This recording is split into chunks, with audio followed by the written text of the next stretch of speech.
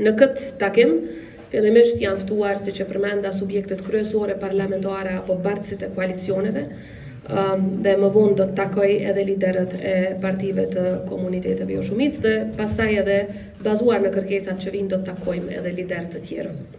Më lejoni të sqaroj se ky është vetëm takimi i parë dhe natyrisht nëse shihet e nevojshme nga java tjetër do të takoj edhe liderët e partive individualisht për të vazhduar pastaj edhe me formate të tjera sipas nevojës. Po ashtu sa për sqarim, këto nuk janë konsultime për krijimin e qeverisë së re, me që siç e dini këto ekskluzivisht i takojnë negociatave ndërmjet partive politike dhe institucioni i presidencës nuk është institucion që përfaqëson ndonjë parti, por përkundrazi. Pra diskutimet e sotme, s'paku nga ana ime, kanë qenë të fokusuara në tërësi tek çështja e konstituimit të kuvendit si një ndër shtyllat kryesore të funksionimit kushtetues të vendit tonë. Çfarë kam përmendur gjatë takimit e që dua ta them edhe sot është që disa prej pasojave me të cilat po ballafaqohet vendi ynë dhe qytetarët tonë nga mos konstituimi i kuvendit përfshin zvarritjen e panevojshme të procesit të disbursimit të mjeteve financiare nga plani i rritjes BE-s, llogaritën diku afër 900 milion euro. Do të ishte përfitimi i Republikës së Kosovës, sikur kuvendi i Republikës së Kosovës ta ratifikonte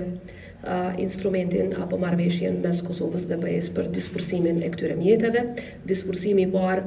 është në vlerën prej 61.2 milion euro, kurse përfitimi total i Republikës së Kosovës shkon afër 900 milion euro.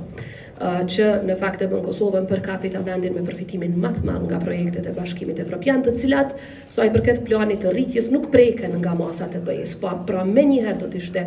përfitimi dhe jashtëzakonshëm do të ishte përfitimi i vendit tonë dhe i qytetarëve tonë. Pastaj dëmet tjera përfshin zvarritjen e panevojshme të proceseve që do të mund të qonin tek antarësimi qoftë në organizata, qoftë në iniciativa të tjera të natyrës ndërkombëtare, zvarritjen e miratimit të ligjeve, të cilat janë të domosdoshme për ecjen përpara të vendit tonë dhe mbrojtjen e interesave të qytetarëve. Pastaj është edhe dëmtimi besimit të qytetarëve në institucione, një prej prerogativave kryesore që e forcon demokracinë në vend, por edhe dëmtimi i imazhit të shtetit tonë ndërkombëtarisht.